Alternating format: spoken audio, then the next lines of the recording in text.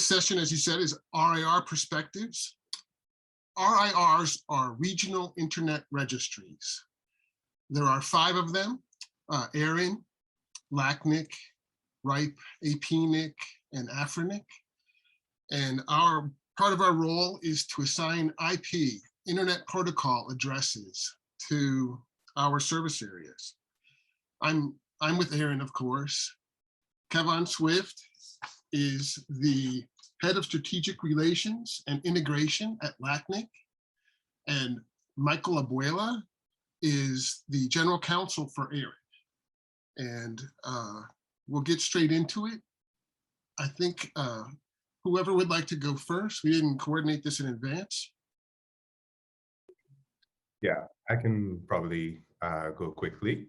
Kevin, take it away. Thank you. Okay, thank you very much, Aina. And again, great morning to everyone once again. I thank you. I thank Apex for being part of this very auspicious occasion on what would be the cross-section of technology and society. To guide us along, I'm very cognizant of the time. I'm going to share a presentation that I did, and I'm going to give you a caveat there that there's a lot more content in this presentation than what I'm going to present, but of course, you are free to peruse these slides afterwards. I believe Apex will make them available shortly on the website. So Aina gave us a brief introduction to the RIRs, Regional Internet Registries. And what I'm going to touch on briefly will be our functions, the governance systems that occur within the RIRs, and of course, WHOIS, which is that public database of very important information regarding internet numbers.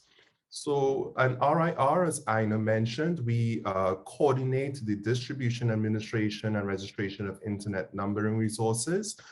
Many times, many of us will be familiar with the term IP addresses. There's another type, which are called ASNs, or autonomous system numbers, which are more required for networks to be seen on the global internet. And Aina also mentioned that we cover 5 geographic regions across the world. And as you can see here within the Americas, we have ARIN and LACNIC. ARIN serving North America and some islands in the Caribbean, and LACNIC serving other islands in the Caribbean and Latin America. So in terms of those key functions, we mentioned the first one already in terms of what an RIR's definition is, but we also maintain a registry of services and routing records, which are very important in terms of how the internet functions. And last but not least, there is the support that we give to internet infrastructure through technical coordination. I'll just give you a very brief example, and it's going to be a bit superficial, but to send an email, part of that entire process depends on the services that we as RIRs do for that email to go between sender and recipient. Moving along. And I think it's important to note this right here. IP addresses are not domain names. Quite often we hear about domain names, or we may become familiar with the work that our sister organization ICANN does, and we may be familiar with the constituencies within ICANN. But I'd just like to highlight that there's a separate set of rules and community activities that occur within RIRs. So domain names, or let me take a step back. Internet numbers are useful for computers to communicate, but of course the human brain is more familiar with remembering domain names. Most domain names are unique, meaning that one domain name will host one set of content, but it is important to note that a unique IP may not necessarily host just one set of content. And that's very important when we think about court orders for blocking and the like later on. I'm going ahead. Let me just take a check of the time. In terms of our governance, we are independent, meaning no government oversight for what we do, absolutely not for profit. Most of our finances are based on member fees, membership based for the most part. The most common member type would be an ISP, an service provider, but of course, we have other types of members called end users, which may be internet exchange points, universities, banks, and particularly or especially those multinational that prefer to have their own networking arrangements outside of what an ISP may provide. And we are community regulated, meaning that it's the community, the folks that attend the two annual meetings that an RIR creates, they're the ones who put forward policy proposals, discuss those proposals, and come together in terms of consensus for those proposals. The umbrella organization of the 5 RIRs is known as the Number Resource Organization. The Number Resource Organization acts on behalf of the global internet numbers community. It is important to note, however, that it does not have legal personality per se, but it is what we will call that collective of the 5 RIRs on a global level. And the global registry system, again, this is from the perspective of the number community. This gives you an idea as to what obtains when it comes to the distribution of internet numbers. At the global level, what used to be the IANA, that's where you would have had the pool of all IP addresses, which would then be distributed to each RIR, which then creates 2 times a year these policy forums for which anyone who has an interest in participating can propose, discuss, and amend the policies managing internet numbers.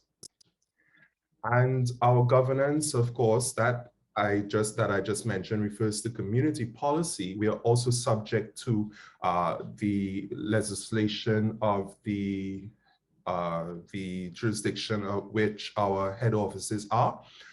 In case of ARIN and LACNIC, that will mean US law and the law of Uruguay. And of course, we are also bound by the technical remit of what we're supposed to do in coordination of the domain name system. This is just a visual example of that community policy process, what we call the PDP, policy development process. And last but not least, the WHOIS, this very important registry that we maintain, has information that is very pertinent to legal processes, for instance, registration information about IP addresses, legacy IP, which are the legacy IP addresses before the creation of the RIRs, registration dates, point of contact, etc. And because we are short on time, I'm going to stick a pin here and invite or allow my colleague from ARIN, Michael, to continue this part of the presentation. Thank you, Kevon, and good morning to everyone. I'm very happy to be here to be able to speak with all of you. And as Kevon had said, there's quite a bit of information to go over here about the regional internet registries. We could talk to you for hours about it, and Kevon did a great job of trying to breeze through that very, very quickly. So it's a lot of information, but one of the things that I wanted to speak about is how will this actually apply to the judiciary? So knowing the audience here, how will this come up in court proceedings? How is what ARIN and LACNIC does with regard to WHOIS arise? And so one of the first things that we've seen a trend in is that ARIN, and I'm sure LACNIC and the other registries, regularly receive subpoenas for production of documents, and particularly with our WHOIS records, to either get a certified copy of what our WHOIS record says is the registrant of a particular IP address and what other relevant information that would be tied to that. The reason that comes up is that oftentimes these are for both criminal and civil court proceedings as an evidentiary basis. They are trying to find a way to tie in either in criminal matters, the perpetrators of violations of law, or in civil disputes, the parties that are engaging in misconduct, and trying to tie in particular activity through the use of IP addresses. Now, one thing that I try to be very clear on is that the WHOIS database that ARIN provides, that LACNIC provides, and the other RIRs, has certain information that is very helpful, but it is not necessarily the end-all be-all of the evidence that you will need in order to decide a matter. Oftentimes I try to analogize it to breadcrumbs. You know, it's breadcrumbs on the trail. It's a particularly important one that's along the trail to try to identify the perpetrators, but it is not necessarily the one that will show exactly who is at fault, who is violating the law. The reason being is that the RIRs register IP addresses many times to internet service providers. So those are the companies that provide internet access to other companies, to individuals, you know, the particular people that use, you know, the internet.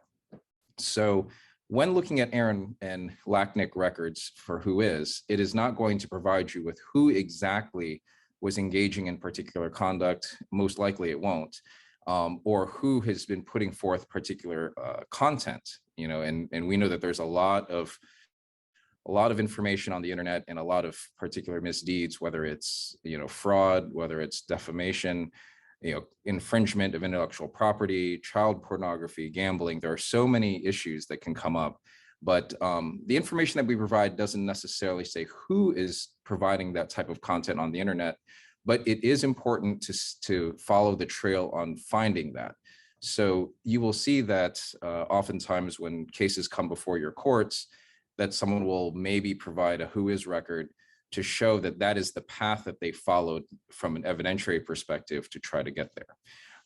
And so you may see that the who is record may show a certain ISP, then that ISP in turn has been subpoenaed or provides information that then shows exactly what has occurred. They may have the records, the logs, or the particular customers that they have provided access to who then engaged in the misconduct. So that is one way that we've seen it come up, in that that the RIRs have been having to respond to subpoenas with regard to that type of information.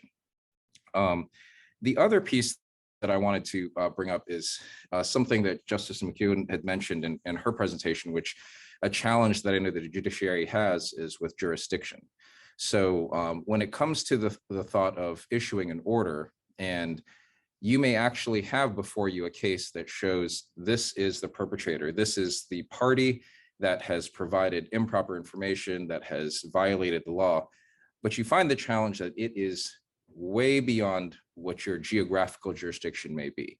It could be somebody out all the way in China or Russia or some other part of the world that that your judicial reach may not actually extend to. So one thing that we've also seen is that you are trying to find the tie into your particular jurisdiction so that you do have some way of taking action, whether it's through the court order or some other means. The one thing I'll say this for ARIN, because I don't want to speak on behalf of the other RIRs, but one piece that ARIN does when it's doing its review of registrants is that we do look for some sort of tie. So that contacts that we were talking about in terms of extending jurisdiction, we don't do it in a jurisdictional view, but we are trying to make sure that as we provide the service to a particular registrant, that there is a tie to the region. And I imagine that the other RIs do something similar as well, so that when you look at the registrations, that company should have some connection to the jurisdictional region. The reason why this is important is that an order against the absolute perpetrator of, let's say, child pornography may be way beyond the bounds of your jurisdiction. However, if you can find a particular party that is helping facilitate the provision of that material, that party may actually be within your jurisdiction. So you may not be able to actually get to the perpetrator themselves, but if you can find a way to be able to have a court order or somehow shut down the access to it. You know, this is, I know there was talk about an avalanche before, and I know the internet sometimes comes up like that there's an avalanche of activity that we're trying to manage. I know that all of you as judges and members of the judiciary have many, many issues that come in, but hopefully this is a way that we try to stem the tide a bit, is that finding a way to address this jurisdictional issue.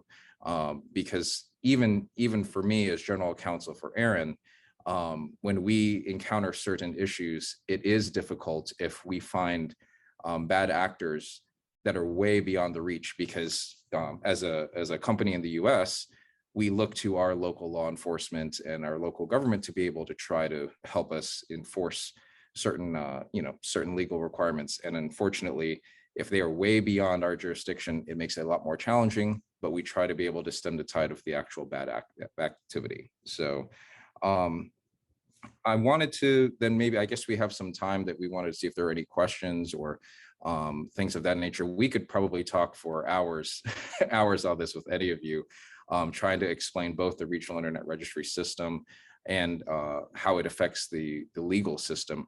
One other thing I would like to point out, though, is from an evidentiary basis, the 5 regional internet registries are the authoritative registries for their respective regions with regard to IP address registrations.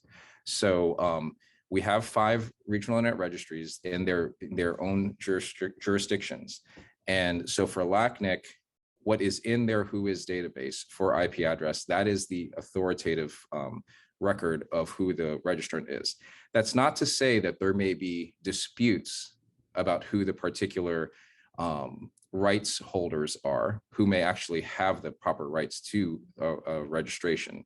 But when looking to what is the authoritative registry, ARIN is authoritative for its region, LACNIC is authoritative for its region, and so forth and so on. Thank you, Michael. Thank you, Kevon. I would like to reiterate a couple points that I heard that I believe are important to the discussion. The RERs are nonprofit organizations. They are not part of any particular government. They are not government run or government organizations. And then a point, Michael, that you made that's really important to me is that the RERs, in no way do we track the individual use of IP addresses by users. That is something that we have no control of, no information into, actually. As Michael said, we assign big blocks of IP addresses, and then those are used by end users, by ISPs, with their customers. And so we can provide those breadcrumbs to help lead to who might be using an IP address at a particular time.